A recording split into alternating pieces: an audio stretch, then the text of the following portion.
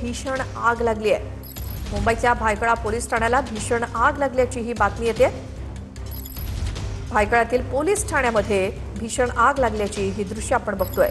आगीवरती नियंत्रण मिळवण्याचे प्रयत्न सुरू आहेत, मात्र मुंबईच्या भायखळा इथल्या पोलीस ठाण्याला लागलेली ही आग नेमकी कशामुळे लागली याचं कारण आपण जाणून घेऊयातच। मात्र सध्या ही दृश्य समोर येत आहे।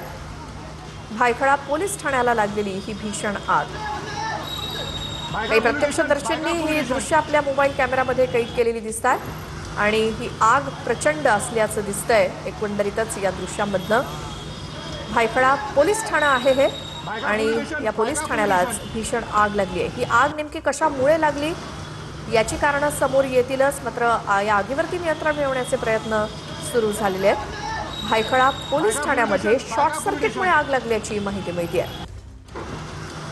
मुंबईतलं हे भायखळा पोलीस ठाणं आणि शॉर्ट सर्किटमुळे या पोलीस ठाण्यामध्ये भीषण अशी आग लागल्याची माहिती समोर आली आहे। त्याची काही दृश्य समोर आली आहेत। आमचे प्रतिनिधी निवृत्ती बाबर आपल्या सोबत आहेत। निवृत्ती, काय परिस्थिती आत्ताची? नक्कीच भायखळा पोलीस स्टेशनला त्या ठिकाणी आग लागलेली आहे, मात्र आगीचं कारण जे आहे ते अद्याप स्पष्ट झालेलं नाही। अर्ध्या तासापूर्वी त्या ठिकाणी आग लागलेली आहे आणि आजूबाजूच्या नागरिकांनी अग्निशमन दलाला देखील कळवलं आहे। अग्निशमन दलाच्या 2 गाड्या ज्या आहेत त्या ठिकाणी दाखल झालेल्या आहेत आणि ती आग आटोक्यात कशा पद्धतीने येईल यावरती अग्निशमन दलाचे जवान आणि इतर महानगरपालिकेचे कर्मचारी जे आहेत ते प्रयत्न करतायत।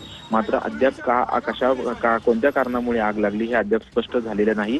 मात्र स्थानिकांनी इतर प्रशासनाला कळवल्यामुळे आग आटोक्यात आणण्याचे प्रयत्न जे आहेत ते अग्निशमन दलाकडून सध्या सुरू आहेत। या आगीमध्ये अजूनपर्यंत जीवितहानी कोणती झाल्याची माहिती नाही।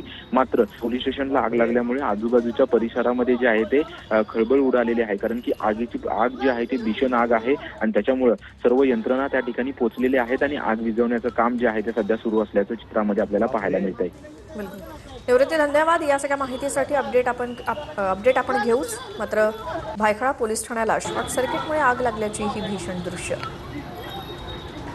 बापरे।